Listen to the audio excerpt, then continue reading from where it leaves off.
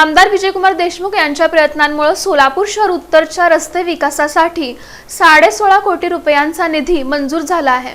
सोलापूर शहर उत्तर विधानसभा मतदारसंघातील रस्ते वाहतुकीची कोंडी फोडण्यासाठी आणि नागरिकांना उत्तम पायाभूत सुविधा उपलब्ध करून देण्यासाठी आमदार विजयकुमार देशमुख यांच्या विशेष निधीतून तब्बल 16 कोटी रुपयांचा निधी मंजूर करण्यात आला आहे। या निधीमुळे मतदारसंघातील 2 महत्त्वाच्या रस्त्यांचा कायापालट होणार आहे।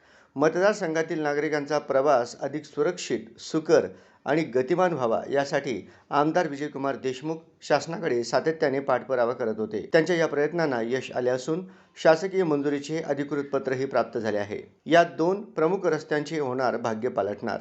मंजूर झालेल्या 16.50 कोटी रुपयांच्या निधीमधून पुढील 2 मुख्य मार्गांचे म्हणजे कोंडी ते गणेशनगर आणि राष्ट्रीय महामार्ग क्रमांक 9 ते मुळेगाव ते दोड्डी ते दरगणहळ्ळी ते धोत्री हे रस्ते होणार आहेत। या निधीच्या मंजुरीबाबत बोलताना आमदार विजयकुमार देशमुख यांनी सांगितले की सोलापूर शहर उत्तर परिसराचा सर्वांगीण विकास करणे हेच आमचे ध्येय आहे। मंजूर झालेल्या या निधीतून रस्त्यांची कामे अत्यंत उच्च दर्जाचं आणि जलद गतीने पूर्ण केली जातील, जेणेकरून नागरिकांना लवकरच याचा फायदा होईल। या मोठ्या निधीच्या मंजुरीमुळे बाळे, देगाव, खेड आणि केगाव परिसरातील नागरिकांमधून आणि वाहनधारकांमधून आनंद व्यक्त केला जात असून आमदार विजयकुमार देशमुख यांचे आभार मानले जात आहेत।